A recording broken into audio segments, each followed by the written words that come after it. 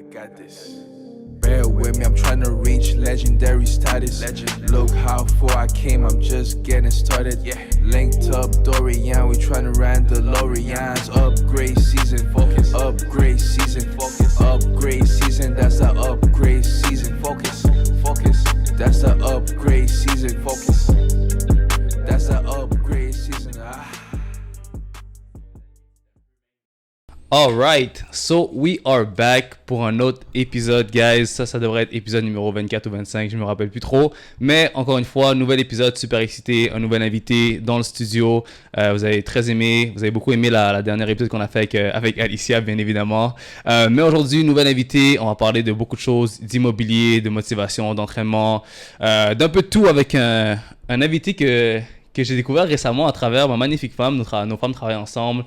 C'est quelqu'un que j'ai commencé à suivre un peu aussi sur les réseaux sociaux, très actif, quelqu'un qui a beaucoup de succès dans qu'est-ce qu'il fait, qui a défié un peu les normes, qui est parti du Québec, arrivé au Mexique avec des enfants, un chien, il me racontait ça un peu tout à l'heure. Donc sans plus tarder, monsieur Emmanuel, comment ça va? Ça va bien, Dorian, merci de nous recevoir. Écoute, belle introduction. Ça me fait penser à une vidéo rapide des 2 dernières années de partir du Québec puis m'en venir ici au Mexique. Ouais. Wow, ça fait réfléchir, mais le temps passe vite. Puis jour après jour, action après action, on réalise que c'est la façon de faire. Il faut bouger. Hein? Ouais. Je pense qu'il y a je sais pas, c'est dans un livre que j'ai lu ça, que ça disait que c'est c'est le moment que tu arrêtes de bouger, c'est là que toutes les pensées négatives arrivent, c'est là que souvent la dépression embarque parce que tu as trop de temps dans tes mains. Donc c'est bon, il faut s'occuper. Ouais, donc, vas-y. D'ailleurs, tu me fais penser à un vieux sage qui m'a déjà dit, quelqu'un qui est occupé n'est pas préoccupé. Exactement, ouais. Ça, je l'ai retenu, puis dans le temps que je travaillais dans le domaine de l'après-marché automobile, j'ai fait beaucoup de carrossiers, j'ai fait de garage en garage tout le Québec pratiquement, puis j'avais des gens d'affaires qui étaient propriétaires de carrosseries automobiles, puis certaines personnes très fortunées qui avaient vraiment réussi avec plusieurs garages prenaient le temps de j'étais jeune à ce moment-là encore, j'étais encore jeune, mais j'étais avant la vingtaine, puis j'ai retenu ça. Quelqu'un qui est occupé n'est pas préoccupé. Exact. Parce que ces gens-là, je leur demandais, mais pourquoi vous continuez à travailler? Vous êtes très riche, la business va bien et tout. Il dit, c'est parce que qu'est-ce que tu veux que je fasse à la maison? Ouais, exactement. Super. Pour les gens qui ne connaissent pas, est-ce que tu peux t'introduire un peu qui tu es, qu'est-ce que tu fais? C'est qui Emmanuel Furtado? Oui, donc Manuel Furtado, de mon vrai nom, José Manuel Furtado. Je suis d'origine portugaise. En fait, je suis né au Canada, mais mes parents m'ont conçu au Portugal. Ma mère est arrivée ici à 18 ans. Enceinte, je suis né au Québec, à Montréal. J'ai grandi à Montréal. J'ai une sœur et 2 frères, donc une grande famille. Ma mère elle-même a 18 frères et sœurs. Wow. Donc, j'ai des cousins à profusion. En fait, en date d'aujourd'hui, si j'ai bien compté dernièrement, j'avais 52 cousins. Ouais. Impossible. Donc, j'ai un de mes oncles le plus vieux, il a eu 10 enfants lui-même. Wow. Alors, c'est une grosse famille. Vraiment une grosse famille. Ça nous fait voyager. Les gens sont un petit peu partout à travers le monde. La plupart maintenant sont rendus au Canada. Ouais. Malheureusement, ma grand-maman est décédée il y a quelques années, mais on a des photos de famille avec énormément de gens sur la photo. C'est cool. On voit plus ça aujourd'hui. Ouais. Puis là, toi, dans le fond, tu travailles dans l'immobilier. Qu'est-ce que tu fais exactement? En fait, c'est ça. Écoutez, moi, j'ai toujours été une personne qui était rassembleur des gens. Dans mon parcours, on m'a éduqué à être un très bon travailleur. Ça a l'air drôle à dire, mais j'étais un bon employé. J'ai travaillé l'été comme tout bon jeune. J'ai compris que si je voulais avoir des sous, il fallait que je travaille. Puis je viens d'une famille qui est quand même relativement pauvre. Très, très, très limité dans les moyens financiers. On manquait pas de nourriture sur la table, mais disons qu'à Noël, pendant plusieurs années, je n'ai pas eu les cadeaux de Noël de mes parents, plutôt de communautés comme Sonyut à Montréal, je vais me souvenir toute ma vie, qui nous ont aidés à avoir des gros paniers d'épicerie de Noël et des cadeaux qui provenaient de d'autres familles qui faisaient des donations. Wow. Fait que je viens d'un milieu très modeste, puis ça m'a appris, en étant le plus vieux de 4 frères et sœurs, à contribuer à la famille, à aider les gens autour de moi. Puis, j'ai évolué là-dedans. Donc, j'ai toujours été un très bon travailleur. Malheureusement, aujourd'hui, je comprends que mes parents n'avaient pas la capacité de m'expliquer que le côté entrepreneur aurait été probablement une meilleure solution pour moi, malgré que je trouve que être un salarié, c'est le chemin parfait pour comprendre beaucoup de choses dans le processus. J'aimerais que mes enfants deviennent des entrepreneurs, c'est sûr et certain, parce que tout ce que je sais aujourd'hui, je voudrais sincèrement qu'ils prennent cette voie-là pour avoir encore plus de succès que quiconque, mais passer par la voie du salarié, travailler pour quelqu'un, avoir des responsabilités, avoir ce sentiment-là d'accomplissement, fait en sorte que tu peux devenir un très, très bon entrepreneur et ensuite voler tes propres ailes et goûter à l'envers de la médaille. Wow, super. Donc, oui. Puis est-ce que tu dirais que toi, t'es né entrepreneur ou c'est quelque chose que tu as développé au fil du temps? Quand tu étais à ton 9 à 5, ta job régulière, est-ce que tu disais absolument. J'ai hâte d'avoir ma business ou comment c'est développé ou tu l'avais déjà? Plusieurs choses. Évidemment, au niveau de scolarité, j'ai eu mon secondaire 5 que j'ai complété avec succès. Puis dans l'été de mon diplôme de fin d'études secondaires, j'ai eu l'opportunité d'aller travailler pour un ami, pour le père d'un de mes amis qui, lui, avait son entreprise. Puis, c'est un beau problème que j'ai eu parce que très vite, j'ai goûté à avoir beaucoup d'argent en tant que salarié et une partie en commission. Donc, tout de suite, j'ai eu l'opportunité de travailler pour quelqu'un qui était ouvert d'esprit à partager une part de ses profits que l'équipe faisait. Puis, je me suis rendu compte que plus j'en faisais, puis plus mon salaire, plus commission augmentait. Puis j'ai commencé donc l'été j'avais 16 ans, 17 ans. Puis je me souviens qu'à l'âge de 18 ans, j'étais toujours pas retourné au cégep parce que j'ai goûté à ce travail-là. J'ai fait des sous. Évidemment, j'étais excité. J'ai acheté ma première voiture usagée. Bref, j'ai embarqué dans le moule de tout bon jeune qui veut avoir son indépendance, qui veut avoir sa voiture, qui veut payer ses choses. Puis mes parents, encore une fois, qui n'étaient pas très, très fortunés, m'ont aidé un peu, mais avec, exemple, à la banque, ils m'ont endossé financièrement pour faire un prêt pour la première voiture. Ces choses-là, ils ont été super compréhensibles, super aidants, mais j'ai compris qu'il fallait que je travaille. Il fallait absolument que j'aille des revenus pour avoir la qualité de vie que je voulais. Alors, je ne suis pas retourné à l'école. J'ai travaillé. Travaillé. Pendant plus de 20 ans, j'ai été un excellent salarié. J'ai grimpé les échelons des compagnies. J'ai été helper, aidant. J'ai été vendeur. J'ai été directeur des ventes. J'ai monté dans les entreprises pour lesquelles j'ai travaillé, puis je suis quelqu'un de très fidèle, très loyal. Quand on m'a aidé dans ma vie, je respecte les gens à un point que je reste longtemps avec eux. 100%. Alors, ces gens-là m'ont aidé, puis j'ai resté plusieurs années avec eux. Je leur remercie encore aujourd'hui parce que à travers cette expérience-là, j'ai appris beaucoup de choses de la vie. Beaucoup, je veux dire, puis c'est des chemins chaotiques, hein? Des up and down, up and down, up and down. Mais ça m'a appris beaucoup de choses et j'ai aussi eu l'opportunité d'avoir accès à des événements reliés au domaine pour lequel j'étais. J'ai voyagé, bref, déjà à ma trentaine, j'avais atteint des salaires très, très, très intéressants. Au plus de 6 chiffres par année. Puis, mais à l'intérieur de moi, pour répondre à ta question initiale par rapport à l'entrepreneuriat, c'est que j'ai réalisé que j'étais un intrapreneur. Je n'étais pas un entrepreneur à 100%, mais j'étais un employé qui travaillait dans une compagnie au même titre que si cette compagnie-là m'appartenait.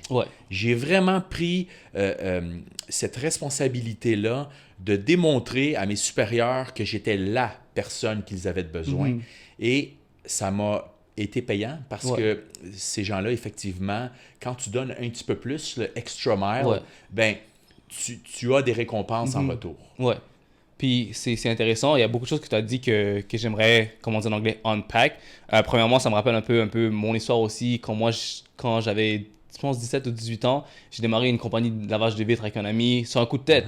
Puis je pense que c'est des fois, quand tu es jeune, c'est là, il faut que tu essayes, il faut que tu prennes ta chance, il faut que tu te développes. On faisait du porte-à-porte, on cogné dans des business, on lavait des vitres. On ne savait pas nécessairement qu'est-ce qu'on faisait parfaitement, mais on n'avait pas peur de se lancer puis d'essayer. Puis c'est là que cette fibre entrepreneuriale s'est un peu développée en moi, en même temps que je travaillais dans une job. Puis je faisais aussi, je m'assurais de faire en mesure d'apprendre aussi dans ma job. Tu sais, moi, qu'est-ce que je faisais souvent? J'allais voir mon patron, que tout le monde avait peur. J'allais lui poser des questions sur l'entrepreneuriat. Je lui disais que moi, éventuellement, j'aurais ma propre business, comment ça fonctionnait, qu'il me parle un peu de son histoire. Puis éventuellement, ça qui a développé en moi, cette envie de vouloir être à mon compte. Puis deuxième chose que tu as dit que j'ai vraiment aimé, c'est être intrapreneur. Parce que je pense que des fois, on glorifie l'entrepreneur, mais pas assez de l'intrapreneur. Parce que être intrapreneur, c'est être comme un entrepreneur dans une business qui est déjà établie, mais tu n'as pas toutes les mots de tête qu'on peut dire qu'un CEO devrait avoir. Toi, tu t'occupes juste de performer.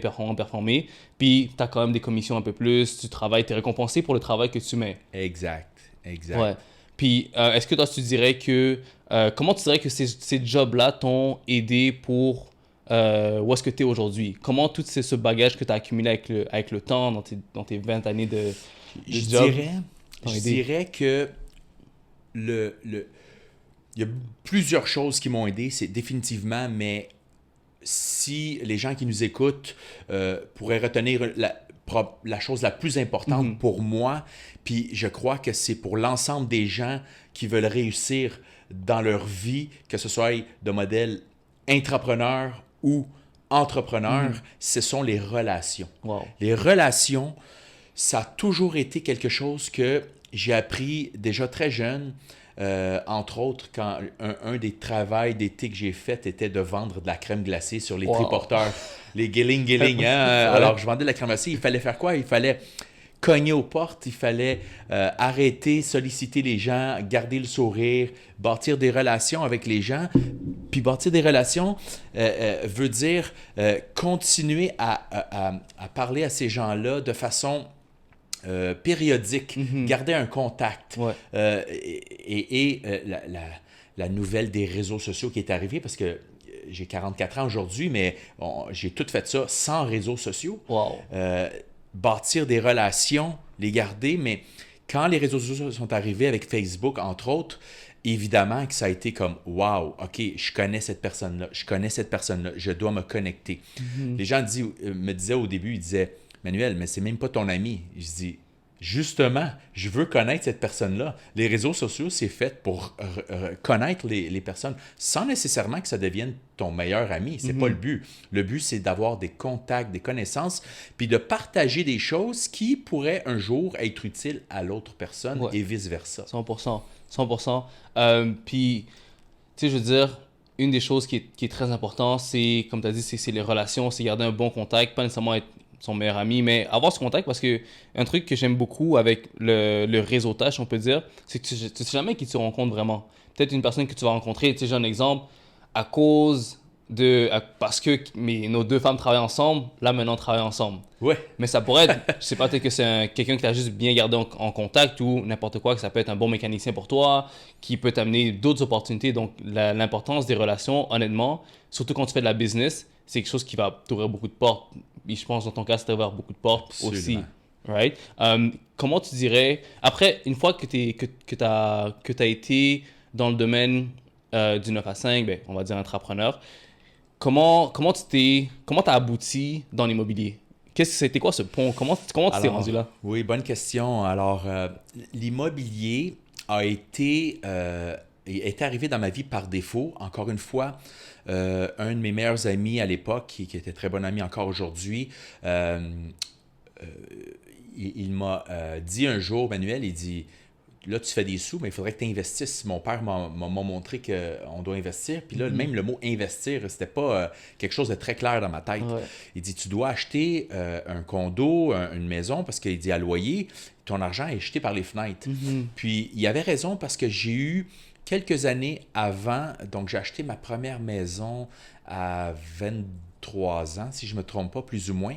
Mais à l'âge de 20 ans, j'avais quitté la maison familiale pour louer un appartement parce que là, je faisais des sous, j'avais mon auto, j'avais mon indépendance, j'avais ma petite copine à l'époque. Go, je me loue un appartement. Je me souviens, mon premier appartement, c'était à Boisbriand. Puis, ça m'avait coûté, dans le fond, je crois que ça me coûtait 750 ou 800 $ déjà par mois. OK. À l'époque, c'était un 4,5. Mhm. Alors, j'ai eu même un coloc à travers cette histoire-là, mais au début, j'étais avec ma copine. Puis, bref, au bout d'un an, parce qu'évidemment, avec la copine, ça a moins bien fonctionné, tu sais, la jeunesse, les parties, coloc est rentré, on travaillait la semaine, on se faisait du fun la fin de semaine, on sortait dans les clubs et on dépensait un peu l'argent. Puis, j'ai réalisé au bout d'un an que j'avais dépensé près de 10 000 $ en loyer que j'avais donné à quelqu'un d'autre, puis que j'avais perdu. Wow. Que, en réalité, j'ai été capable indirectement de payer ce montant-là, donc que j'aurais pu ramasser si j'étais ratifié chez mes parents. Puis, j'ai donné ça à un propriétaire qui, lui, il était plus riche que moi, et de toute évidence. Alors, j'ai retourné chez mes parents. J'ai réfléchi à tout ça. Je me suis dit, la prochaine fois, je dois acheter quelque chose pour moi et le payer pour moi-même. Donc, ce qui est arrivé, c'est que mon ami Marc, il m'a dit, Manuel, je m'achète une maison. Et il dit, tu peux le faire toi aussi. Au pire, il y a les condos juste en face par rapport au budget. Mais finalement, j'ai réussi à acheter la même maison que mon ami, qui était mon partenaire de travail aussi à l'époque. Et qu'on est devenus voisins, maison côte à côte. On a fait construire cette maison-là. Puis, ça a été ma première expérience. Fast forward encore un petit bout de temps. C'était une nouvelle copine. Ça a duré 3 ans, 4 ans. Je me sépare, donc je dois vendre la maison. Alors, je suis rendu environ peut-être 26, 27 ans, plus ou moins. Je ne me souviens plus exactement. Puis, je vends la maison, mais je vends la maison avec un très, très bon profit. Donc, séparation en bons termes, on split 50-50 le profit. Je me suis ramassé quand même avec 60 000 $ dans mes poches et elle aussi. J'ai fait comme, wow, OK, c'est ça l'immobilier. Je peux acheter à un prix, revendre à un prix plus cher avec un certain délai, puis je fais de l'argent. Alors, là, le goût pour l'immobilier, malgré cette situation-là un peu embarrassante, qui était une séparation, mais qui était utile. Donc, à ce moment-là, il fallait le faire. Puis, c'est ça, je me suis ramassé avec un coût tout vendu, passé chez le notaire, les frais payés, tout le kit. Je me suis ramassé avec un bon 60 quelques mille dollars dans mon compte de banque.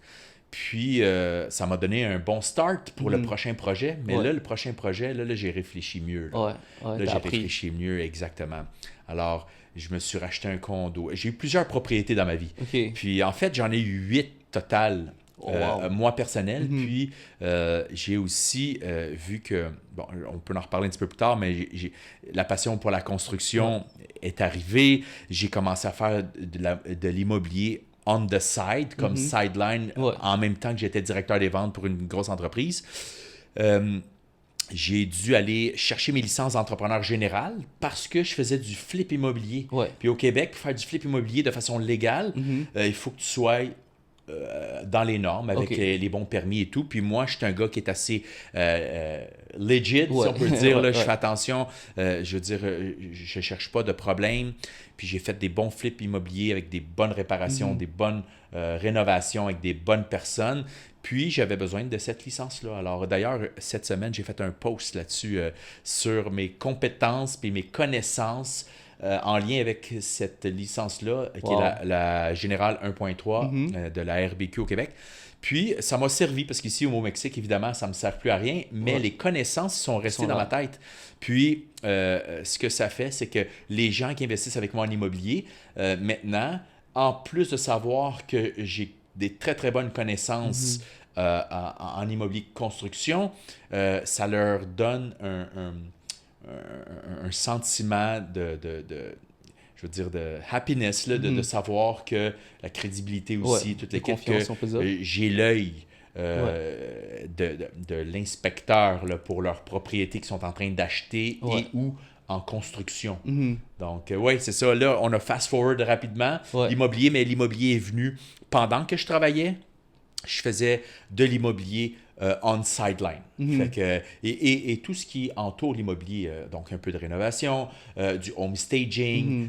Ma femme d'aujourd'hui, Karine, que ça fait déjà 13 ans qu'on est ensemble, bientôt Wow. 14, j'ai trouvé la partner de rêve pour moi, puisque on se complète bien dans nos projets. Et c'est une artiste dans l'âme. Elle a un souci du détail avec le home staging, la décoration, puis une passion pour l'immobilier. Alors, on a juste joint nos forces Ouais, et, ouais. et on continue encore dans l'immobilier parce que pour nous, c'est notre meilleur outil pour être indépendant financièrement. Mhm. Ouais, puis il y a deux questions qui me venaient en tête. La première, c'était, tu sais, je veux dire, on entend beaucoup parler d'immobilier, puis il y a beaucoup d'options avec l'immobilier. Tu peux faire des flips, tu peux investir à long terme, attendre que la propriété prenne la valeur, puis après la revendre. Tu peux le rent. Pour toi, qu'est-ce qui est la meilleure option quand quelqu'un se lance en immobilier? Bonne question encore une fois. L'immobilier, il y a plusieurs façons de le faire, dépendamment des projets. Premièrement, ce que j'aurais à dire, c'est que les gens attendent trop souvent pour commencer en Ouais. immobilier. Erreur que j'ai faite moi-même. Faut commencer tout de suite dès le jour 1 avec un projet. Ouais. L'erreur que je préfère éviter quelqu'un de faire, c'est comme moi d'acheter une maison unifamiliale. Pourquoi? Même si j'ai fait de l'argent, ça a pris un certain temps, c'est qu'on a toujours une tendance à penser qu'on fait de l'argent en achetant une maison, mais réellement, on fait cet argent-là en cash flow positif seulement quand on vend, dans le fond, quand on revend notre propriété après un certain temps, en espérant qu'effectivement, on a vendu plus à profit que le prix payé, Ouais. qui, dans la plupart des cas, est le cas, avec les années qui passent, la valorisation des maisons et tout. Alors, c'est ce qui arrive. Si on fait un throwback, ma dernière propriété, c'était un duplex, donc une maison avec revenu. J'aurais dû absolument, jour 1, avoir une maison avec, exemple, un bachelor ou un duplex ou un triplex ou un quadruplex. Si les gens qui nous écoutent aujourd'hui aimeraient commencer en immobilier, ils ont un peu de cash, même pour la banque, OK, si tu présentes un projet d'achat d'une propriété qui a des revenus, tu vas être plus facilement accepté à la banque parce que tu as une aide financière. Tandis qu'une maison, tu es le seul provider, la personne qui paye ton hypothèque. Si tu ne payes pas, tu perds. Ouais. Puis j'imagine aussi, quand il y a plusieurs portes, ben c'est plusieurs entrées de revenus pour le même établissement, si on peut dire ça comme ça? Exactement. Puis diminution du risque. Ouais. Plus de portes, moins de risques, plus de travail, mais tu partages le risque et tu as plus de revenus et de potentiel d'optimisation aussi. Parce que, évidemment, dans le meilleur des mondes, si tu achètes une propriété flambant neuve, tu n'auras pas vraiment de problème au début. Tout est neuf, tout est garanti, tout est beau. Mais si tu achètes des immeubles qui ont plus de temps en âge, des 15-20 ans, des même 50 ans, il y a même des maisons centenaires, des fois à Montréal, que les gens achètent. Alors, il faut quand même faire nos due diligence, l'inspection, comprendre qu'il peut y avoir de la détérioration et il faut faire de l'optimisation, que ce soit en plomberie, en électricité, donc des coûts rattachés à ça. Mais idéalement, surtout pour les locataires qui étaient là de plus longue date, quand vient le temps de quitter puis que tu as la chance de rénover ton appartement, disons que tu as un quadruplex et un devient vacant, Alors, l'optimisation rentre en ligne de jeu. Tu l'optimises en faisant la rénovation. Tu le mets au goût du jour. Tu améliores tout ce qui est électricité, plomberie, puis l'important. Ouais. Même si c'est pas payant, mais c'est mieux d'avoir les fondements comme l'électricité, la plomberie qui n'ont pas de problème parce que tu veux pas avoir des problèmes avec ça. Alors, l'esthétique, les planchers et tout le kit sur les cuisines, les salles de bain, évidemment, ça, c'est un incontournable. Un coup que tu as fait ça, le travail est bien fait, alors ton loyer, tu peux l'augmenter de façon considérable. C'est exactement ça, l'optimisation. Ça, c'est dans le modèle qu'on connaît nord-américain. Ouais. Si on revient un petit peu ici au Mexique, c'est un peu différent, mais ça peut se faire aussi. Okay. Ici, l'immobilier est plus de type court terme, vacationnel. Les gens cherchent à avoir un pied à terre pour quelques mois et je veux dire, louer à des touristes pour les vacances. Parce que la beauté ici à Playa del Carmen, on n'est pas loin de Cancun, on n'est pas loin de Tulum, le centre de la Riviera Maya, qui est, en passant, 48% des Mexicains en fait, même des gens qui viennent au Mexique viennent à la Riviera en vacances, Riviera Maya en vacances. Donc, quelqu'un qui est à Los Cabos ou Mexico City ou peu importe ailleurs au Mexique, viennent quand même à la Riviera Maya pour passer leurs vacances. C'est vrai parce que à chaque fois que je vais, tu sais, je suis dans un resort avec mes beaux-parents la fin de semaine passée, puis t'as l'impression que tu vas juste voir des étrangers, alors que non. Tu vois beaucoup de Mexicains qui sont là en vacances, mais comme je parlais avec qui je parlais, puis ils me disaient, non, justement, c'est du monde qui vient de Mexico City, d'un peu ailleurs, qui viennent à la Riviera Maya, que ce soit Cancun, Tulum ou Playa, justement pour des vacances. Donc, je pense, encore une fois, c'est un très beau projet de vouloir investir au Mexique. Mais pour toi, pour ta famille, pourquoi le Mexique? Qu'est-ce qui vous a amené ici?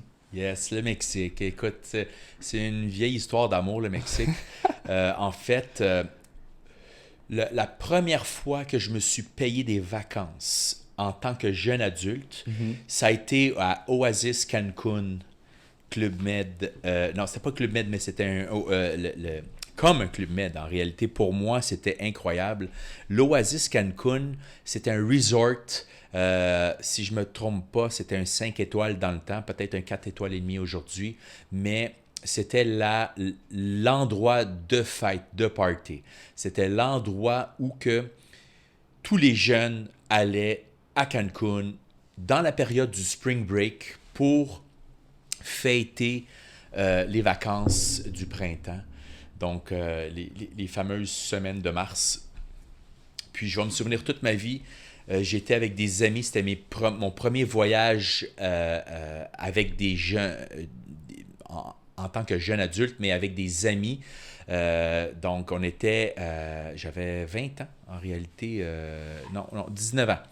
Puis ça a été mon premier voyage que je vais me souvenir toute ma vie. J'ai eu beaucoup de plaisir, que du beau temps. Je me souviendrai toujours, j'étais assis sur ma chaise longue, puis je me faisais un peu bronzer, puis aujourd'hui je m'en rends compte c'était quoi, mais j'étais en moment de gratitude.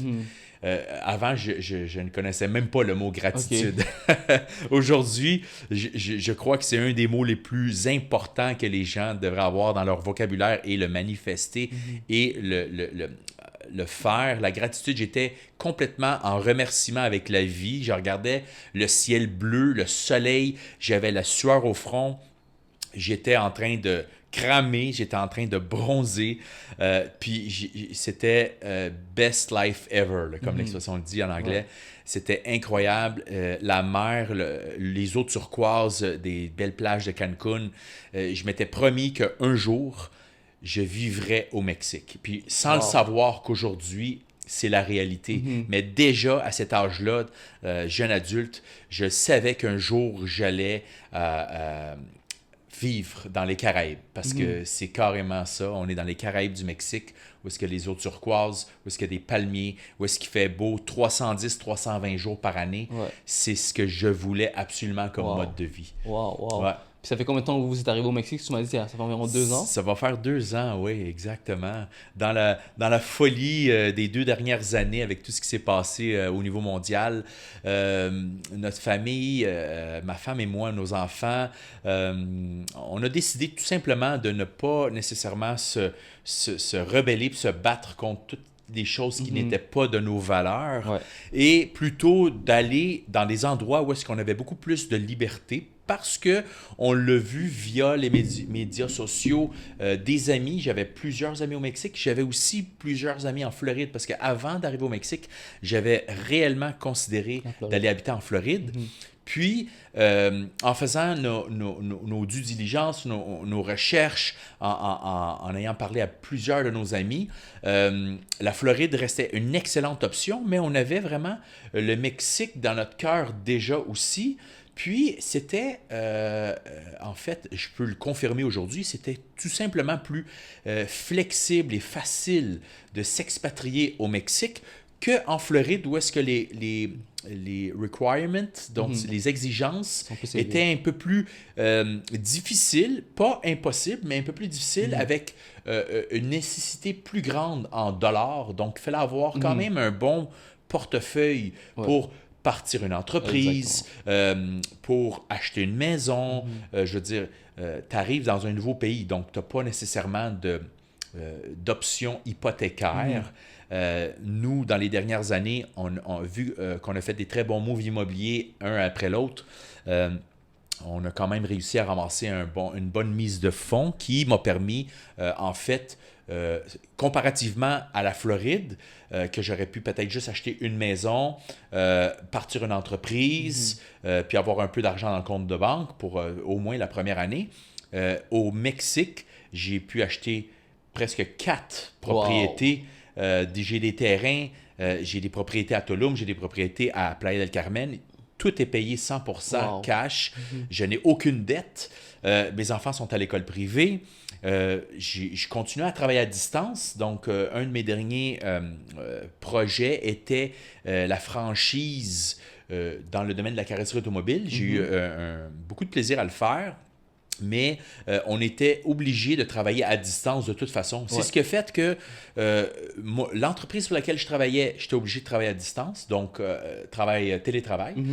L'école de mes enfants avait obligé les enfants à faire de l'école à la maison. Puis ma femme travaillait déjà de la maison. Alors on s'est retrouvés 4 personnes enfermées à la maison, en se regardant. Tout le monde était connecté sur les ordinateurs, puis on s'est dit « Hey, guys, you know what? Pourquoi qu'on ne ferait pas ça ailleurs? On n'est pas obligé de rester ici. On nous oblige à rester à la maison pendant la période des dernières années. Donc, on est parti. On s'est dit, prenons des longues vacances. J'ai loué ma maison. J'avais déjà mon duplex, donc la partie au sous-sol qui était louée très, très bien. J'ai loué le haut de ma maison. En fait, je l'ai loué avec une stratégie. J'ai loué ma maison. Ma maison, c'était quand même une maison de prestige. Je ne pouvais pas nécessairement le louer à toute personne qui j'ai quand même fait un pré-filtre. Mais là, au Québec, c'est quand même difficile de louer hors norme. Comment je pourrais dire ça? Donc, normalement, on a un bail, puis on loue à une personne pour 1 an, ou 6 mois au minimum, mais je ne l'ai pas fait de cette façon-là. J'ai tout simplement loué à des compagnies d'assurance. J'ai été créatif. On m'avait déjà partagé la stratégie que les compagnies d'assurance cherchaient des maisons pour leur sinistrer. Donc, une personne qui était sinistrée, soit par le feu, soit par l'eau ou un dégât, en moyenne, les compagnies d'assurance avaient besoin de repositionner les gens, de relocaliser les gens pour 6 semaines environ. Alors, j'ai fait affaire avec la compagnie Sinistar. J'ai inscrit ma maison. C'est comme un Airbnb, mais pour les compagnies d'assurance, pour avoir les personnes qui ont fait une réclamation d'assurance et que la reconstruction ou la rénovation de leur maison est en train de se faire, devaient habiter à quelque part. C'est un peu comme, exemple, tu as une voiture puis tu la crashes, peut-être la compagnie d'assurance peut te donner une autre voiture en attendant. Une voiture de courtoisie. Exactement. Alors, une maison de courtoisie, pour utiliser ton exemple, qui est très, très juste, ma maison était listée comme une maison de courtoisie. J'ai été payé par les compagnies d'assurance, donc c'était sûr et certain que j'étais payé. J'étais payé d'avance. Et s'il y avait quoi que ce soit de bris, les compagnies d'assurance étaient le responsable. Donc, j'avais vraiment le meilleur client possible. C'était des clients de plus qui étaient quand même assez aisés parce que leur compagnie d'assurance leur payait l'opportunité d'habiter dans une maison quand même de prestige parce que mon prix n'était pas un prix à bas prix, c'était plutôt un prix haut de gamme. Alors, en faisant ça, je m'assurais d'avoir des très très bons revenus. Puis, j'avais en fait 2 revenus. Assez de revenus pour que je puisse bénéficier de mon hypothèque de maison soit payée, puis que je puisse continuer à vivre au Mexique parce que j'ai loué une maison, évidemment, au Mexique. Pour ma propre habitation, j'ai loué une maison et ça ne me coûtait rien.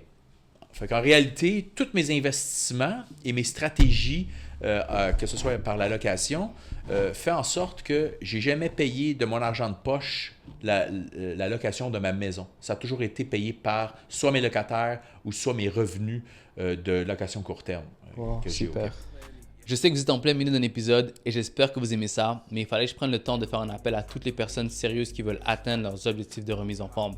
Si tu es quelqu'un d'occupé, tu es un entrepreneur, tu es un professionnel avec un horaire chargé, tu es un papa, tu es une maman et tu veux optimiser ta santé pour optimiser les autres aspects de ta vie et tu recherches quelqu'un qui va t'accompagner étape par étape avec plan alimentaire, plan d'entraînement, suivi, adapté à tes besoins, je suis là pour t'aider. Envoie-moi un message sur mon Instagram au dorian.djougoué, dorian.djoue ou sur mon courriel au coach.upgrade24@gmail.com, le coach.upgrade24@gmail.com et ça va me faire un plaisir de pouvoir t'aider. Bon retour à l'épisode. Ok, wow, très intéressant, très intéressant.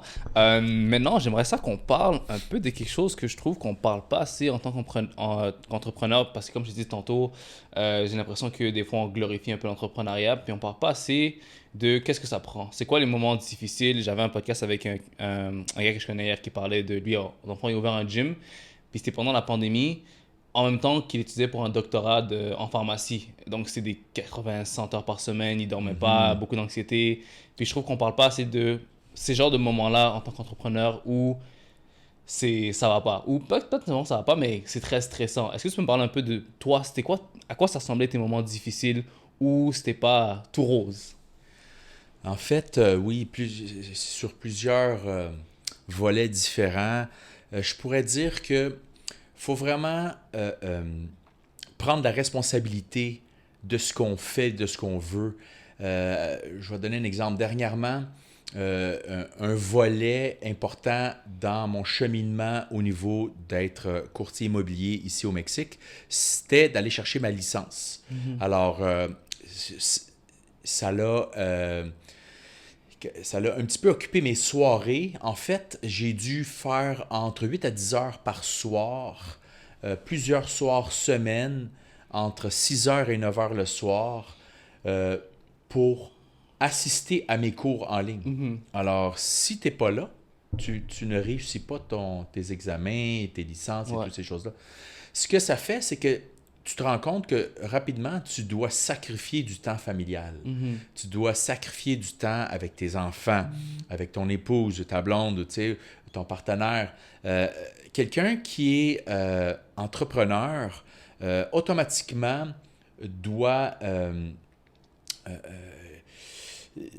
comment je pourrais dire, doit comprendre que ça fait partie du cheminement de devoir travailler fort maintenant pour avoir plus de temps plus tard. Même si je ne suis pas toujours d'accord avec cette citation-là, qui est aussi de vivre le moment présent, parce que depuis que je suis ici au Mexique, je comprends que le moment présent est important. Mais quand même, c'est juste de respecter les étapes. Et il n'y a rien qui ne se construit en un jour. Alors, il faut être prêt et accepter que ce qu'on fait, on le fait pour nous. Puis, c'est pas facile. Ça va même être assez difficile parce que si c'était facile, tout le monde le ferait. Exact. OK? Puis, je crois aussi qui est souvent négligé, c'est le mindset.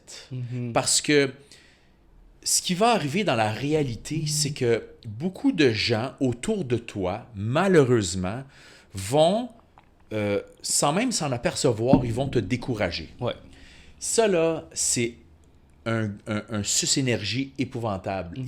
Juste cet aspect-là, d'être entouré de personnes qui vont un petit peu voler ton énergie, ils vont te décourager sur certains aspects de ta business. Pourquoi tu fais ça? Ah, mais tu devrais le faire de telle façon. Ou, tu sais, sans s'en rendre compte, des fois, ils vont gruger de ton temps et de ton énergie positive avec des petits problèmes. Ouais. Tu sais, des gens qui voient toujours le verre d'eau à moitié vide et non pas le verre d'eau à moitié plein. Et ça, malheureusement, c'est là que on sépare les gagnants des perdants. C'est quand il vient le moment que tu dois faire le ménage dans ton entourage. Puis ça, là, si tu n'as pas idée à quel point c'est difficile, mais que c'est nécessaire. Que ce soit des membres de ta famille proche, que ce soit des amis proches, que ce soit des connaissances, tu dois absolument faire un ménage de ton entourage. Parce que, comme on dit, une des citations que j'aime beaucoup, c'est « Si tu veux voler comme un aigle, ne te tiens pas avec des dindons. » Wow. OK? Alors, à un moment donné dans ton cheminement, tu vas te ramasser seul. Puis c'est réel. Alors, avec ton monde très, très, très, très, très proche, qui te comprennent, qui vont te supporter, puis qui vont t'aider à réussir ton objectif.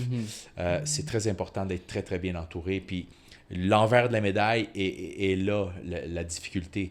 C'est que des fois, c'est ta propre famille que tu aimes, mais qu'ils ne comprennent pas le pourquoi du comment tu veux faire ça. Et ils te disent « Ouais, mais pourquoi tu ne fais pas comme les autres? Ça va être plus facile. » Mais encore une fois, on ne veut pas que ce soit nécessairement facile. Parce que si tu prends la route facile maintenant, ta vie va être très difficile plus tard. Si tu prends la route difficile maintenant, tu vas avoir une vie beaucoup plus facile plus tard. Ouais. Il y a une citation que j'aime beaucoup, c'est en anglais, que ça dit Hard decisions, easy life.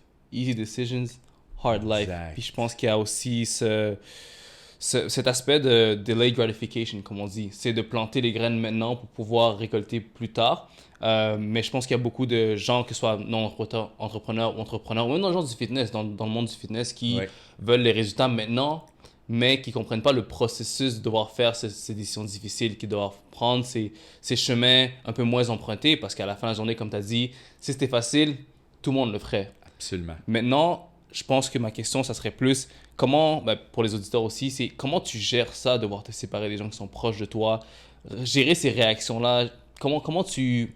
C'est quoi le meilleur truc que tu pourrais donner pour gérer ça? OK. Un de mes trucs qui a vraiment, vraiment fonctionné, c'est grâce à un de mes mentors. OK? Je trouve que, premièrement, les gens devraient s'entourer de bons mentors. OK? Puis un mentor, c'est pas nécessairement quelqu'un qui va te parler directement. Tant mieux si oui, tu as un mentor avec une interaction live. Mais ce sont souvent des personnes qui sont sur les réseaux sociaux, des hommes d'affaires ou des femmes d'affaires, des gens qui sont inspirants, des gens que déjà, il y a plusieurs personnes qui les suivent. Tu sais, un peu comme des, je sais pas moi, des Gary Vee, des Tony Robbins, tu sais, des noms populaires américanisés, mais il y a aussi des gens au Québec, plus proches. Bref, de suivre quelqu'un qui t'inspire, qui te motive et qui tu peux aller chercher l'information et la mettre en action. Parce qu'il y a une grande différence entre consommer de l'information et la traiter puis la mettre en action. Même pour moi, à un certain moment de la vie, c'est que j'étais en surconsommation d'informations qui étaient toujours reliées au succès, qui étaient vraiment pour la réussite.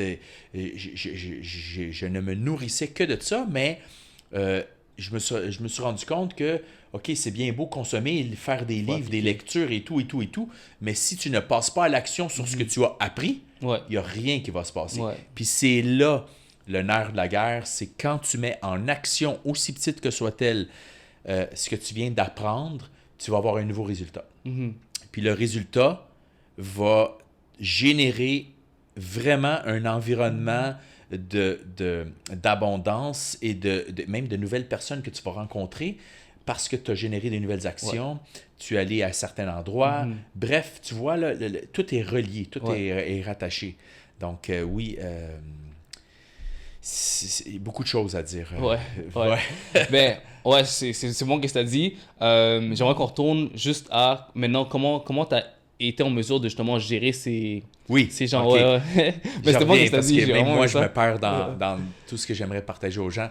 En fait, j'ai mis un truc en activation avec justement un de mes mentors.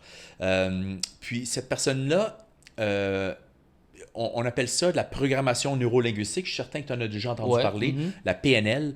D'ailleurs, j'ai fait mon cours en PNL de base pour comprendre justement c'était quoi. Puis, l'être humain est bien fait et depuis qu'on est jeune, on a certaines programmations qui ont été instaurées à travers les années. Des paradigmes, si on peut dire ça comme ça? Comment? Des paradigmes? Oui. Okay. Je veux dire, que ce soit volontaire ou involontaire, on a certaines programmations, mais quand tu comprends que tu peux volontairement te faire des bonnes programmations, tu peux coacher ton mindset, ton cerveau à penser d'une certaine façon. Puis, moi, je me suis fait faire une casquette, tu vas rire, OK? Parce que sur mes réseaux sociaux, les gens, ils vont souvent la voir, cette casquette-là. J'en ai même une deuxième dernièrement qui m'a été offerte en cadeau par mon épouse. Parce que cette casquette-là contient 5 lettres. OK? En anglais, I-D-G-A-F. OK? I-D-G-A-F. Ouais. Alors, les gens qui sont anglais vont rapidement comprendre qu'est-ce que ça veut dire. Je ne sais pas si on peut se le permettre de le dire. Ben ouais, c'est pas grave. OK, alors disons-le, mais c'est ma réalité. Cette casquette-là, les 5 lettres veulent dire « I don't give a fuck ». Si on le remet ça en contexte francophone, « je m'en fous ». Alors, peu importe qu'est-ce que les gens pensent, en bien ou en mal, je m'en fous. Je m'en fous. À la limite, c'est un peu même égoïste, mais je me suis aperçu que j'accordais peut-être trop d'importance à ce que les autres pensaient de moi. Et ça a été très, très, très game changer pour moi, d'arrêter de penser qu'est-ce que les autres pouvaient penser de moi. Mes actions, mes interactions, ce que je disais était malheureusement, inconsciemment, souvent dit et fait pour... je ne suis pas prêt à dire d'impressionner les gens, mais peut-être à certaines occasions, oui. Mais je le faisais parce que je savais que les gens me regardaient. Puis, à un certain moment donné, ça l'a joué contre moi. Je me suis dit, OK, il faut que j'arrête ça. C'est pas moi, c'est pas vrai. Fais ce que tu as envie de faire, toi. Ne le fais pas pour les autres. Alors, à chaque fois que je mets cette casquette-là sur la tête, IDGAF, hashtag, ça dit « je m'en fous ». OK? Alors, je vais le faire. Même si tu penses que je ne vais pas réussir, je m'en fous. Je vais le faire. Je vais avancer. Une action à la fois. Et ça, dans les 2 dernières années, ça a été une nécessité parce qu'il y avait tellement de gens qui n'avaient pas le même speech que moi dans mon entourage que j'ai dû me tasser de certaines personnes. J'ai dû continuer dans mes valeurs, dans mes pensées et dans ce que je voulais faire. Puis aujourd'hui, je vis très bien. Je n'ai plus besoin de me justifier à qui que ce soit. J'avance dans mon cheminement, dans mon profil, dans celui du profil familial aussi. Puis, on est heureux plus que jamais parce qu'on a arrêté d'essayer de plaire aux autres. Et on se regarde dans le miroir, nous, et on s'occupe de nous. On s'entraîne en entraînement physique. On s'entraîne en mindset. Je fais de la méditation maintenant, des choses que j'ai appris. Des choses que, même avant, la méditation, je connaissais le mot, mais je ne connaissais pas le sens et le pourquoi de ce que ça pouvait me faire. Et en le mettant en pratique, puis en restant immobile, en ayant le moment présent en moi, en écoutant un petit peu de musique de méditation. J'ai fait de la méditation guidée longtemps, puis j'en fais encore, ça m'aide à être focus. Je me suis rendu compte que, wow, il y a plein d'outils, plein de choses pour nous aider nous, les humains, dans le développement personnel, dans le développement de ta santé, de ton corps, de ton mindset. Puis tout ça est relié, là.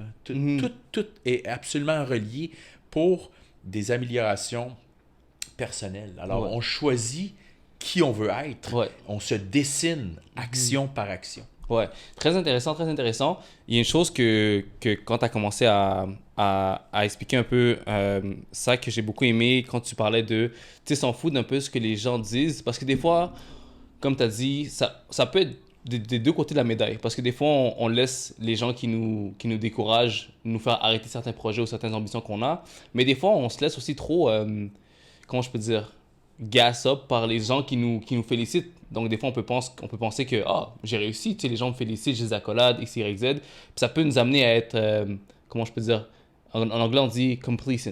Genre, stagner. Là, tu dis, OK, faut rester humble. Il faut apprendre à rester humble. Donc, je pense qu'il y a un quote que j'aimais qui disait que les gens, peu importe ce que les gens disent, c'est juste focus sur la prochaine étape, sur la prochaine chose qu'il faut que tu fasses, que les gens disent du bien ou du mal. Donc, j'aime bien ta casquette. Je ne dirais peut-être pas comme ça, mais j'aime bien ça. T'as mentionné absolument. Ben, en fait, encore une fois, pour moi, c'est un outil qui m'a aidé à comprendre que je dois être dans cette position-là dans le but d'améliorer mon sort. Parce que chacun, dans notre vie, je crois que l'être humain désire profondément s'améliorer. Je le souhaite à tout le monde. Je ne connais pas personne qui revient à la maison le soir, qui se dit écoute, moi demain j'aimerais être pire que ce que j'étais aujourd'hui. Au contraire, peut-être qu'ils ne se le disent pas, mais les gens aspirent toujours à être une meilleure version d'eux-mêmes. Les gens cherchent des promotions au niveau de leur travail. Pourquoi? Pour avoir une meilleure qualité de vie basée sur l'argent qu'ils pourraient faire de plus et ainsi de suite. Alors, le côté matériel, même moi, j'ai passé par là. J'ai, à un certain moment, été un petit peu plus matérialiste. Aujourd'hui, j'aime le matériel. Ce n'est pas la même chose d'avoir besoin du matériel et d'aimer le matériel, mais juste pour mon propre confort. Dans le fond, l'argent, ce que ça l'apporte simplement des outils pour être plus confortable. Plus d'options aussi. Oui, parce que tu n'es pas plus heureux ou moins heureux parce que tu as de l'argent. Mais moi, je préfère être, comme on dirait, un heureux riche qu'un heureux pauvre. Tout simplement. Je suis heureux quand même, mais c'est pas parce que tu es pauvre que tu es plus heureux qu'un riche. Ça n'a aucun rapport. Les gens, souvent, ils mélangent les deux. Alors, c'est ça. C'est un cheminement, le développement personnel à travers tout ça. Puis, à travers le développement personnel, il y a aussi l'aspect physique, il y a l'aspect santé qu'on a parlé un peu hors caméra. Il y a un segment que j'aime beaucoup faire avec les invités, c'est juste parler de c'est quoi cette relation premièrement, ta relation avec l'entraînement à la santé et tout ça, et comment tu as pu voir que ça a impacté ton cheminement en tant qu'entrepreneur, tes performances au niveau de ton entreprise ou tes projets. Comment, toi, ça t'a impacté, puis c'est quoi ta relation avec l'activité physique? En fait, comment qu'on pourrait dire ça? Souvent, on réalise des fois même un peu tard que notre corps humain, notre machine, c'est la seule qu'on a. Et malheureusement, des fois, on la maltraite sans s'en rendre compte. Imagine-toi avoir une belle voiture, mais que tu ne fais jamais un changement d'huile dessus, ou tu ne mets pas d'essence de bonne qualité, ou que tu ne changes pas les filtres. Ce qui va arriver, c'est que la voiture ne sera plus performante. Elle va arrêter de fonctionner comme il faut et tout le kit. Nous, notre corps, c'est notre machine. C'est ce qui nous fait avancer. C'est ce qui nous fait bouger, réussir, avancer, protéger notre famille. Je veux dire, l'être humain est fantastique. On vient du plus loin de nos connaissances de l'homme préhistorique qui était la chasse, survivre, protéger ses tribus, les familles et tout. Aujourd'hui, c'est pas bien différent, juste que les gens ont peut-être perdu, ils sont trop dans une zone de confort et se laissent aller. Ils ont oublié que leur corps, c'est la seule machine qui vont vivre probablement. On ne connaît pas le monde extérieur. Je veux dire, on peut croire en peu importe quoi d'autre, si on a une deuxième ou une troisième vie. Moi, je crois que j'en ai une. Je enjoy la vie en ce moment et je dois protéger ma machine, mon corps, mon temple, dans le but d'être capable d'aider ma propre famille. Parce qu'imagine-toi si tu es malade. Ouais. Je veux dire, tu peux plus rien faire, tu peux pas travailler, tu peux pas aider les gens autour de toi, là. Alors, c'est très, très, très important pour moi. Puis, ça a toujours été quand même, mais depuis, je dirais, le début de ma quarantaine, j'ai vraiment une prise de conscience supplémentaire sur l'importance d'entretenir ma machine. Puis, une des qualités que je trouve qui est vraiment nécessaire, puis c'est la qualité que je souhaite à tout le monde, c'est la discipline. Parce que peu importe les autres qualités, la discipline, que tu aies le goût ou non de le faire, que tu veuilles ou non le faire, la discipline t'engage à le faire. Ouais. Qu'il fait beau, qu'il fait pas beau, qu'il fait chaud, qu'il fait froid, qu'il fait... Peu importe les excuses qu'on peut se donner, la discipline, c'est l'obligation de faire ce que tu as besoin pour entretenir ta machine. Alors, cette qualité-là, j'en ai à un certain niveau. C'est une des qualités que je peux me permettre de dire que je maîtrise le plus. Et pas à 100%, parce que je suis un être humain, puis on n'est jamais à 100% non plus. Mais la discipline, dans tout ce que je fais, c'est de le faire avec consistance. Puis, je veux dire, de se former, de m'informer sur, OK, le pourquoi du comment. Si je fais ça à mon corps, qu'est-ce que ça me donne comme répercussion? Si je me nourris de telle façon, ça donne quoi comme répercussion? Alors, connaître les extrêmes d'un et de l'autre, c'est aussi important pour que tu puisses prendre connaissance puis dire, OK, ça, j'en veux, puis ça, je veux pas ça dans ma vie. Alors, faisons les actions pour arriver à ton milieu, à ton juste milieu, ton équilibre. Puis ça, c'est un des mots que je préfère aussi. L'équilibre, pour moi, c'est dans tout dans ma vie. Souvent, on se donne, mais on perd sur l'autre côté. Alors, l'équilibre, pour moi, est quelque chose qui est de plus en plus le mot le plus important de ma vie, là. Puis comment tu as vu que, justement, prendre soin de ton temps, prendre soin de ton véhicule, comment ça t'a impacté dans tes performances, dans ta carrière? Écoute, je ne suis pas médecin, mais j'ai étudié beaucoup le corps humain. J'ai les bénéfices de la nutrition, évidemment. Les gens le savent, tout le monde le sait qu'il faut bien manger, mais les gens ne le font pas. Les gens attendent souvent de tomber malade pour commencer à bien manger, ce qui est triste, que je trouve personnellement.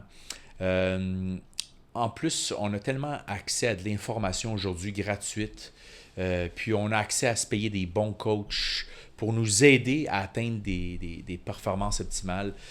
Pour moi, l'entraînement physique est quelque chose qui me donne un sens à la force, au pouvoir. C'est difficile à expliquer, mais quand je finis une session de musculation, exemple, puis je m'entraîne 5 fois par semaine à titre de 1 heure, 1 heure et quart, des fois 1 heure et demie avec un petit peu de cardio là-dedans. Je m'assure de faire ça le matin à jeun. C'est la première chose que je fais. En fait, j'ai une routine assez particulière. D'ailleurs, je devrais peut-être même l'expliquer maintenant. Vas-y. Ma routine matinale est simple. Je me réveille tous les jours à 5 heures le matin. Ça a toujours été. J'ai toujours été un lève-tôt. Alors, c'est pas difficile pour moi de le faire. 5 heures le matin, je fais ma petite toilette. Je m'occupe de mon petit chien, 15 minutes. Je prends 2 grands verres d'eau avec mes multivitamines le matin. Toutes les bonnes choses qu'on a besoin pour s'aider au niveau de bons nutriments, multivitamines. Puis, je fais de la méditation. Alors, c'est nouveau depuis 1 an. Je fais de la méditation pendant 20 minutes, plus ou moins 15 minutes, dépendamment, parce que j'inclus aussi du breathwork. De plus en plus, on entend parler des méthodes de respiration. En anglais, le breathwork. Pour moi, ça a été la façon la plus concrète de comprendre la méditation. Parce qu'en faisant du breathwork, OK, donc on respire de façon consciente. Je me suis acheté un petit programme avec Wim Hof, qui est très populaire aussi sur YouTube, pour le contrôle de la respiration. En faisant ça, tu n'as pas le choix d'être dans le moment présent. En étant dans le moment présent, puis de façon guidée, tu écoutes ce que tu dois faire, tu respires et ton corps se met dans un état vraiment très, très bien. Je ne sais pas si on peut dire même euphorique, mais je veux dire, au bout de ta session de respiration, tu te sens extrêmement bien. Ton cerveau est oxygéné, ton corps est vivant. J'ai fait ma méditation, j'ai accompagné ça d'un 5-10 minutes supplémentaires de musique méditative, juste pour être dans le moment présent. Je suis assis, position confortable, je me mets un petit peu dansant. Ça, c'est mon épouse qui m'a montré à avoir un peu dansant. Puis, bref, la programmation que je me suis créée le matin me donne un start incroyable. Puis ça, c'est entre 5h et 6h. Alors, à 6h, après ça, je réveille mes enfants pour aller à l'école. 6h45, on a quitté. Donc, on a fait la routine avec les enfants, déjeuner, tout le kit, préparation pour le scolaire. Puis, je fais le transport scolaire moi-même. Je passe du temps de qualité avec mes enfants.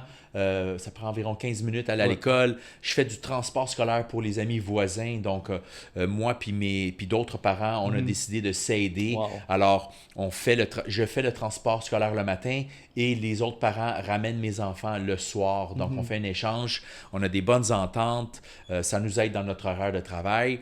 Et alors, quand je reviens à 7 heures, je suis prêt pour aller au gym. Donc, je vais au centre sportif avec mon épouse et avec un couple d'amis.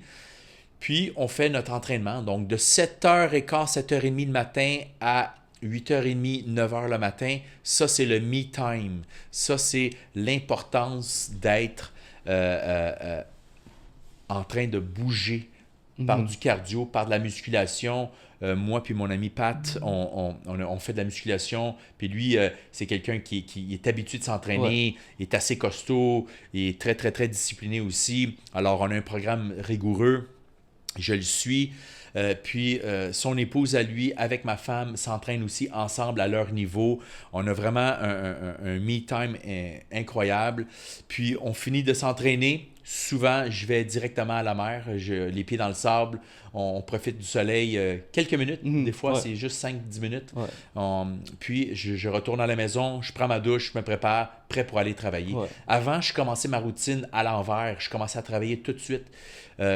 Maintenant, je prends du temps pour moi, pour être capable d'être performant au niveau du travail. Puis, depuis que je fais ça, j'ai plus de succès que jamais. Je me respecte dans mon temps. Je respecte le fait que j'ai un corps à entretenir. Puis, ça me donne de l'énergie pour incroyable. Ça veut dire que des fois, je travaille 4 à 6 heures par jour. Des fois, je travaille des 12 heures par jour. Mais je veux dire, réellement, je fais un 4 à 6 heures intensif. Puis, je suis beaucoup plus performant qu'avant quand je faisais plus que 12 heures par jour parce que j'ai déjà fait des 12-15 heures par jour là, dans le temps. Là. Fait que, oui, c'est primordial. La routine, puis l'entraînement physique, ce que ça te donne comme sentiment, comme rafraîchissement, tu es prêt à bouger, tu es prêt à passer la journée incroyable avec une humeur qui vient avec aussi. Puis, ce que moi, j'aime beaucoup de l'entraînement, c'est, comme je te parlais un peu tout à l'heure, c'est il y a tellement de bénéfices, mais je pense un des bénéfices principaux de l'entraînement, c'est ce que tu apprends dans ton processus de remise en forme, d'être discipliné, de suivre une routine. C'est des choses que tu appliques aussi dans ta vie de tous les jours. Tu sais, je veux dire, si tu arrives à ton travail puis tu n'as pas de structure, tu n'as pas une certaine routine que tu dois suivre, tu sais, comme en anglais, on dit clarity brings confidence. Donc, quand tu es clair dans qu'est-ce que tu fais, tu as plus de confiance dans comment tu l'amènes, dans comment tu le performes. Puis je pense que l'aspect entraînement, l'aspect suivre un plan, suivre une routine, toi, tu as ton ami Pat que tu suis, que lui, il sait qu'est-ce qu'il fait. Donc, vous avez une routine que vous suivez ensemble qui t'amène des résultats éventuellement. Puis c'est le même principe, je pense, dans ta carrière, dans ta business. Tu as des mentors, tu as une structure à ta job qui te donne confiance de si je fais A, ben, ça va amener à B, qui va amener à C, puis éventuellement, l'objectif, c'est D. Donc, tu es clair dans où est-ce que tu t'en vas. Puis, j'imagine aussi, toi, niveau entraînement, le fait que tu as dû voir des résultats physiques. Oui, absolument. Ouais. Ça, c'est le bonus parce que Exact. on le fait pour, évidemment, le corps, mais dépendamment de l'intensité que tu y mets puis de tes buts, chacun ses buts, hein, Ouais. ben il y a des transformations physiques, Ouais, c'est sûr. ouais. Puis moi, je fais 6 pieds 2, j'ai toujours été quand même assez mince. Puis Ouais. c'était difficile pour moi de prendre du poids, contrairement à la plupart des gens qui veulent perdre du poids. Ouais. Moi, je voulais en gagner. Alors, j'ai réussi à prendre beaucoup de masse musculaire dans les 2 dernières années, année et demie, que je m'entraîne de façon beaucoup plus sérieuse. Puis, ça donne aussi la confiance. Ça a l'air drôle à dire, mais la confiance, tu la gagnes dans tout. Tu la gagnes dans ton corps, mais tu la gagnes avec aussi tes clients, avec tes amis, avec les gens que tu interagis. De façon naturelle, tu es une personne plus souriante, tu as de l'entre-gens, tu es juste plus happy, Ouais. tout simplement. 100%. Puis c'est ça que j'ai remarqué, c'est que depuis que je m'entraîne beaucoup plus régulièrement et sérieusement, versus que avant c'était sporadique, c'était pas tout le temps, c'est à l'occasion, ben là je contrôle mon humeur, je contrôle vraiment mon énergie, puis je sais que en faisant c'est comme une recette de gâteau. Ouais. Hein. Si tu mets tout ce qu'il faut comme ingrédient au bon moment, Ouais. ben le reste, le résultat vient avec. Exact. Puis pour moi, puis je me suis déjà entraîné le soir aussi, puis c'est bien correct, chacun a son profil, mais moi, dans ma routine, j'ai trouvé que les meilleurs résultats sont quand je commence le matin de bonne heure, que j'ai réglé toute cette portion-là qui est le me time, le temps pour moi. Après ça, je suis en mesure de donner du temps aux autres. Ouais. Et de façon énergique et vraiment avec efficacité. Là. C'est comme on se fait dire dans l'avion, si jamais le masque descend, mets le masque à toi avant de le mettre à partenaire à côté de toi ou à tes enfants. C'est la même chose. Si tu veux être capable d'aider les autres dans ta business, il faut que tu sois capable de t'aider toi-même. Ouais. Puis si tu veux être quelqu'un qui a de la crédibilité, sois ce que tu dis aussi. Là. Ça, c'est important. Là. 100%. Fait que, Ouais. oui, dans l'entrepreneuriat, les actions puis les choses que tu partages, tu dois être toi-même la personne que tu dis que tu fais pour cette crédibilité-là. Non, c'est vrai. Puis je pense que c'est aussi... tu sais, on dit toujours avant de remplir le verre de quelqu'un d'autre, assure-toi que ton verre soit rempli. Puis je pense que c'est ça que ça fait, avoir cette routine le matin. Prendre soin de toi d'abord, ça remplit ton verre. Puis après, tu as du surplus que tu peux redonner aux autres, que tu peux faire tes choses. Puis ça, c'est une chose que je n'avais pas prévu de parler, mais je t'ai vu entrer à la maison, puis je me suis dit, il faut que je lui en parle. Tu es quelqu'un qui, ça se voit, qui prend soin de soi.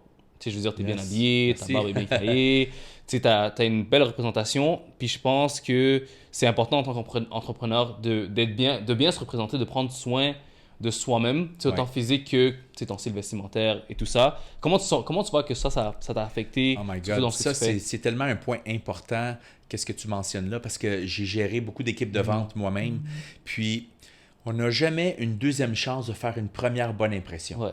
Puis les gens, des fois, ont tendance à revenir dans une zone de confort, puis se négliger un peu.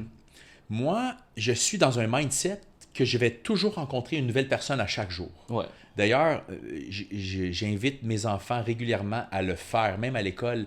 Mes enfants, là, ça va faire la 2e année, là, puis ils ont toujours comme mandat de me présenter, en fait, de m'expliquer quelles personnes ils ont rencontrées à l'école, quel nouvel élève, puis d'aller se présenter, puis ils devraient connaître toute l'école en ce moment.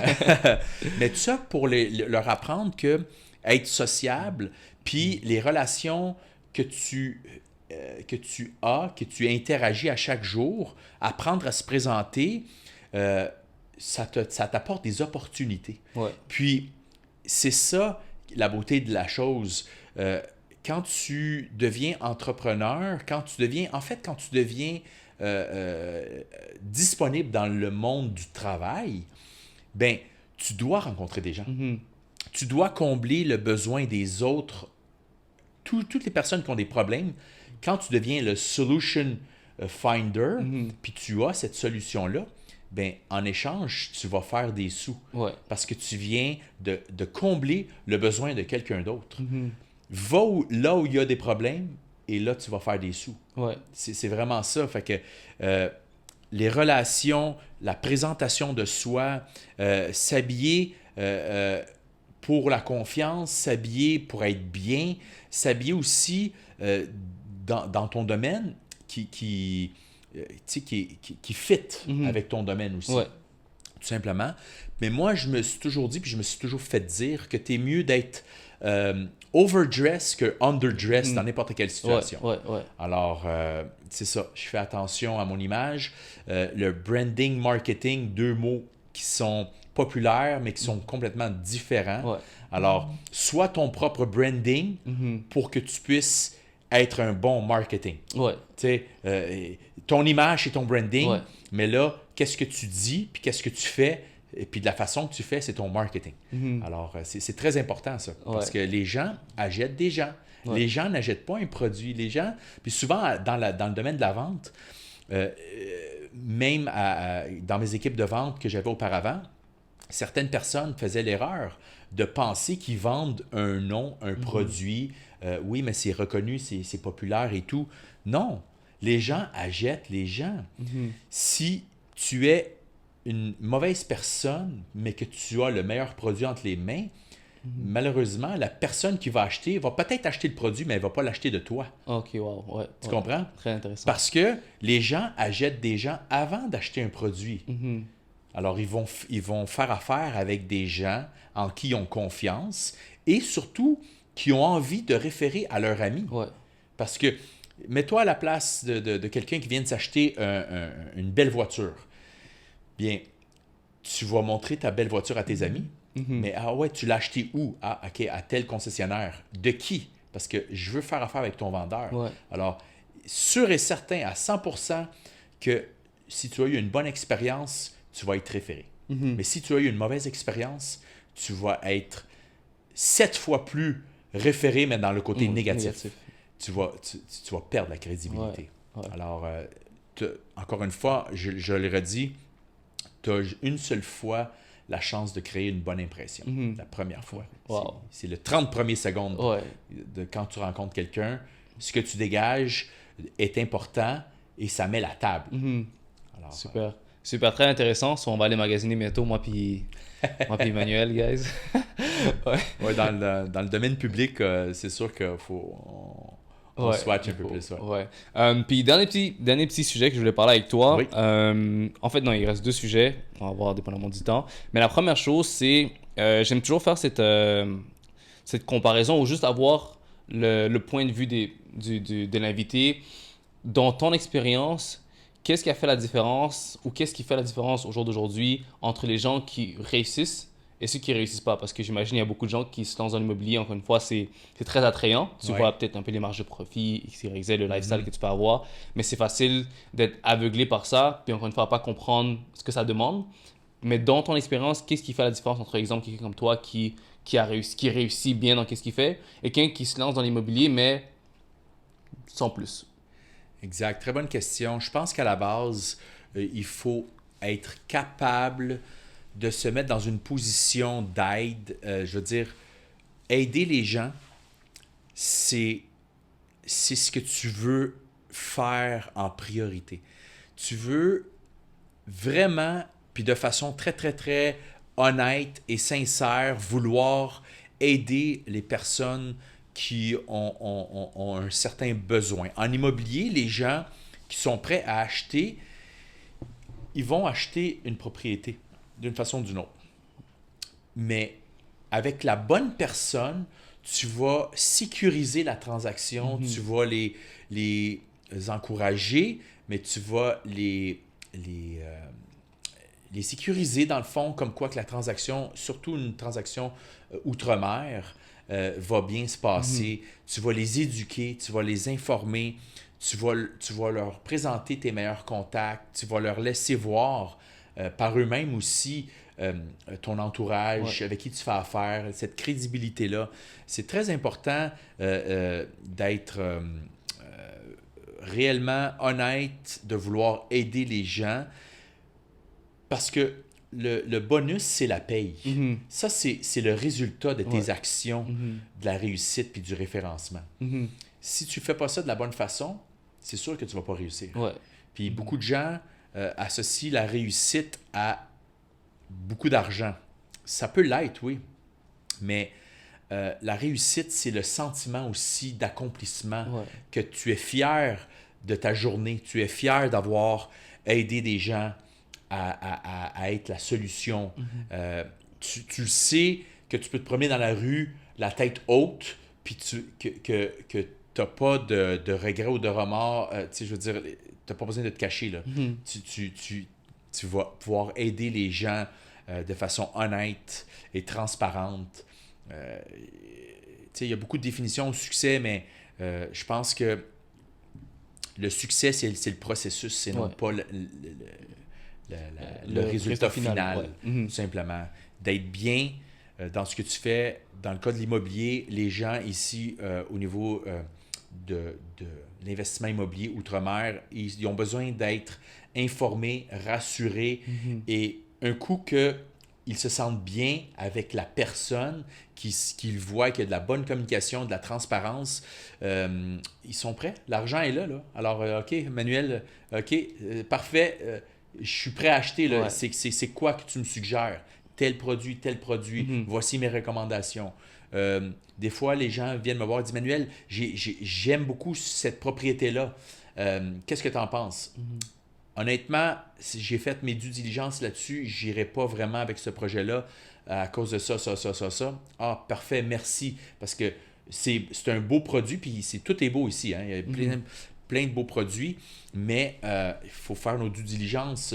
Nous autres, on a une directrice commerciale qui travaille avec nous, qui filtre les projets pour toujours mettre les chances de notre côté pour avoir du succès dans la transaction. Ouais. Ça, c'est super important aussi, l'équipe. J'ai une superbe équipe avec qui je travaille. Être bien entouré, c'est primordial. Chacun ses forces. Puis, où est-ce que je travaille en ce moment avec Evoque Real Estate, la CEO, c'est une Québécoise. Ça fait 15 ans qu'elle vit au Mexique. Ça fait 8 ans qu'elle est ici à temps plein. Wow.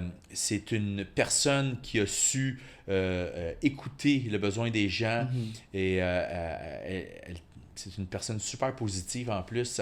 C'est une rassembleuse. Elle a un partenaire d'affaires aussi qui est un excellent communicateur.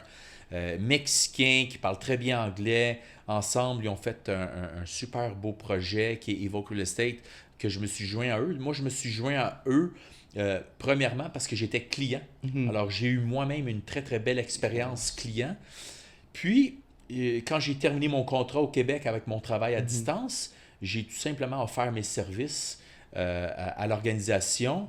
Puis ils m'ont accueilli à bras ouverts. Wow. Puis aujourd'hui, mais je suis fier de dire que je suis dans le top des gens qui performent dans l'organisation. Puis je partage ma passion tout simplement. Je partage mon histoire. Les gens, ils aiment nous suivre. Ouais. Puis quand ils sont prêts à faire une transaction, ben, les gens achètent. Alors, moi, je ne vends absolument rien. Je laisse les gens acheter notre histoire, acheter notre mode de vie. Les gens se voient dans ce on partage comme lifestyle. Puis même si pour eux, ce n'est que quelques mois par année parce que c'est temporaire, c'est pour des vacances, un pur investissement, les gens se sentent bien parce que c'est important d'investir dans quelque chose que tu te sens bien et que tu es évidemment performant aussi dans les retours sur investissement. Mais palmier, mer des Caraïbes, soleil 310 jours par année, il n'y a pas mieux. Il n'y a rien de mieux que ça. C'est pour ça que les gens viennent investir ici dans la Riviera-Maya. Puis dernier petit sujet que je vais toucher avec toi, juste pour finir, qu'est-ce qu'il y a, what's next, comme on dit, hein? C'est quoi la suite pour Emmanuel? Qu'est-ce qu'on peut te souhaiter? Qu'est-ce qui s'en vient pour toi? Plein de choses. Wow, Puis en fait, la réalité, c'est que moi, je suis quasiment... J'aime pas le mot retraité, mais pré-retraité, disons-le. Je me sens vraiment en vacances à l'année. Je travaille pour le plaisir. Puis j'ai tellement justement de plaisir, puis j'ai tellement de demandes de la part de clients, puis j'ai beaucoup de référencement organique que j'ai comme pas le choix de me monter une petite équipe. Alors prochainement, je suis en train de recruter les meilleures personnes qui aimeraient vivre ici au Mexique qui ont un très très bon réseau de contacts, puis qui aimeraient sincèrement aider d'autres personnes à réussir dans leur investissement immobilier. Puis ces personnes-là, je vais les coacher personnellement, puis je vais les mettre sous notre aile de Evoke Real Estate avec notre organisation qui est une agence boutique, hein, mais on est une petite famille très serrée. On est là pour s'aider, puis on est là pour aider nos clients à avoir du succès, puis vivre la belle vie aussi dans les Caraïbes. Alors oui, je pense que ça va être mon prochain projet de partager ma passion avec des gens qui le sont également et rendre d'autres clients heureux en plus grande quantité. Wow, c'est super, c'est super. Ben écoute, merci. Merci, ce fut un podcast assez riche, on a parlé de beaucoup de choses. C'était vraiment cool, j'ai beaucoup aimé ça, ouais. Ouais, on va peut-être se faire une partie 2, j'aurais aimé qu'on peut-être parler, j'avais un sujet, je voulais peut-être parler aussi de tes relations familiales et tout ça, tu sais, comment vous vivez ça en famille, comment tu sais, vivre avec ta femme, ça t'a aidé. D'ailleurs, puis ça, on pourrait en parler encore pendant une autre heure. J'inviterais peut-être les gens qui sont sur le podcast, les auditeurs, à aller me voir, puis tu pourras mettre les liens sous les textes, d'aller voir mon Facebook. J'ai fait un live il y a quelques semaines, au mois de juin, le live familial sur l'expatriation, notre processus de A à Z jusqu'à aujourd'hui, qu'est-ce qui s'est passé, comment qu'on l'a vécu, quels contacts qu'on a fait, les procédures d'immigration, bancaire, achat de voiture, investissement, tout ça. On a partagé environ 1 heure, 1 heure et quart de partage. Même mes enfants ont parlé un petit peu dans le live Facebook. Alors, pour ceux que ça intéresse, je vous invite à aller le voir. Puis, ça va vous donner une suite à ce podcast-là qui était effectivement riche en partage. J'aime beaucoup. Merci encore une fois de m'avoir invité. Ça fait plaisir. Puis avant qu'on se laisse, où est-ce que les gens peuvent te trouver? Justement, ça j'allais te demander où est-ce qu'ils peuvent te trouver. On va le lier à la vidéo YouTube aussi, au podcast. C'est quoi tes réseaux? Je suis très rejoignable. Facebook, les plateformes comme Instagram, nouvellement TikTok. J'essaie de partager différents sujets de différentes plateformes. Mais via WhatsApp, ici au Mexique, tout le monde est WhatsApp. Hein? J'ai mes coordonnées qu'on laissera dans les liens. Je suis très accessible. Puis j'essaye de toujours faire une rencontre Zoom pour ceux qui sont à distance, parce que je trouve que l'être humain, c'est primordial, c'est le plus important. Je suis accessible, mais je ne travaille pas avec tout le monde. Okay? Je dois quand même le préciser dans le sens que ça me fait plaisir de travailler avec les gens, mais je travaille avec les gens qui ont la même vibe que moi, qui ont une attitude positive, qui veulent réussir, puis qui acceptent de se faire aider par des professionnels. C'est pas pour rien que j'ai pris du temps pour faire ma licence de courtier immobilier ici. On a une équipe autour de nous qui sont des professionnels. Alors, on veut aider les gens d'une façon professionnelle et organisée. Puis, tous ceux qui sont prêts à faire puis à suivre les étapes qu'on leur propose, on va avoir du succès ensemble, ça c'est sûr et certain. Yes, ben écoute, on te souhaite beaucoup de succès, beaucoup de soleil encore au Mexique. Pour ceux qui écoutent sur YouTube, n'oubliez pas, guys, allez suivre Manuel.